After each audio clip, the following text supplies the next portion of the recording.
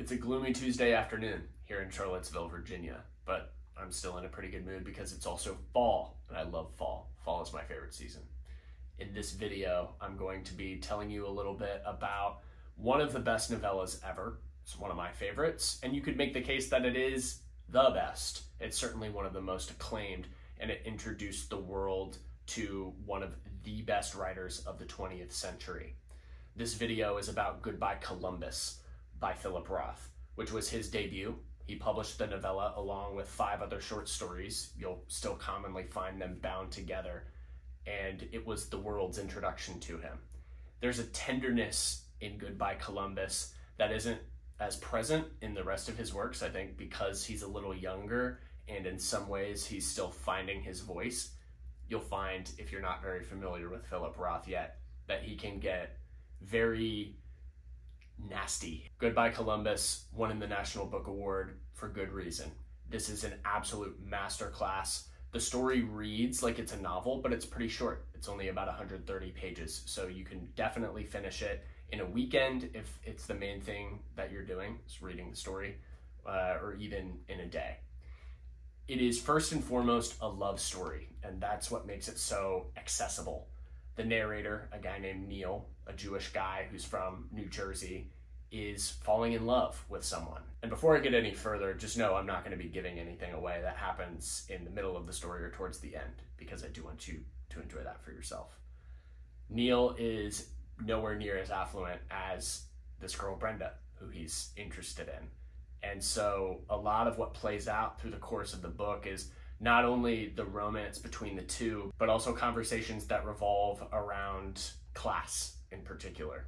When we meet Neil, he's working a dead-end job at a library. It is one of the most impressive debuts that I've ever come across, and especially when I was in my earlier 20s, I was fixated on reading the first stories that a lot of writers who went on to become great wrote and published. Goodbye Columbus is head and shoulders above most of the other stories that I was reading at the time. More about Goodbye Columbus and why it's the ideal place for you to start if you're completely new to Roth in a minute. But first, I'd like to introduce you to the sponsor of today's video, Skillshare. Skillshare is the largest online learning community for creatives, and there are thousands of courses there for you to pick from.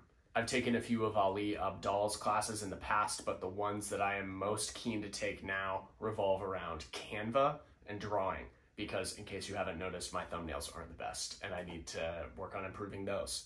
Skillshare's courses are set up so that you can learn at your own pace, so even if you have a very busy work schedule like I do, it's still pretty easy to learn when you have time. These courses are made by creative people for creative people, so you'll definitely see a lot of familiar faces in the platform as you're scrolling through and perusing the options available to you. There are quite a few categories for you to pick from too, including photography, writing and publishing, and productivity. If you're looking to improve your creative writing, Mila Goldberg has a really good creative writing bootcamp course that I highly recommend. The next course I'm taking is Drawing Foundations with Mimi Chow. If you're one of the first 500 people to sign up using the link in the description of this video, you'll get your first month of Skillshare free.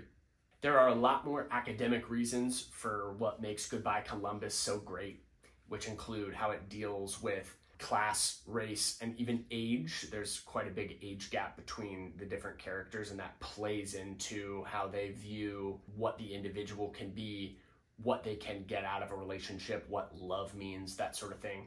But blah, blah, blah, all that aside, the reason I love this story is because it is the best singular portrayal of what it is like to truly fall helplessly in love for the first time in your life. And I got so much out of reading this story my first time through that I have been forcing it on people for the past 10 years.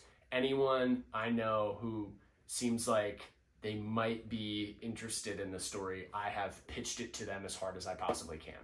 And so now here I am doing that on the internet. One of the many things that Philip Roth is good at is quickly getting his characters into the sorts of impossible situations that we find ourselves in real life, and by extension putting us as the reader right there with them. And he doesn't employ any of the sorts of cheap tricks that some other writers will employ to get there. In my opinion, this is the best place to start if you're completely new to Philip Roth's works. Number one, because this is the first thing he published, but also because of how accessible the story is and how short it is. Then once you get through the novella, there are 5 other short stories that you can take a look at and read. I don't think any of them, and this is not meant to be a critique, are quite as good as the novella. The novella is the real standout here, but you'll have that additional material for you to peruse after you finish reading the novella, or you can, circle back to them in between other novels of his. There are no shortage of great Philip Roth novels for you to get into after this one, but let this be your introduction to him and go from there. Roth would go on to refine his tone in his later works, but here in Goodbye Columbus, definitely there are still echoes of some of his main influences. I hear a little bit of Henry James in there. I hear a little bit of John Cheever, but I think the novella is all the better for it. You're getting a slightly more raw and definitely younger version of Philip Roth, and he would, of course, go on to be one of the masters of the novel, one of the greatest writers of the 20th century. If you got something out of this video, I'd appreciate a like, and I really hope that this book breaks your reading slump if you're in one. Thank you for watching. My name is William. I'm a writer. This is my YouTube channel, and I'll be making book-related content here indefinitely. Happy reading, and I'll see you in the next one.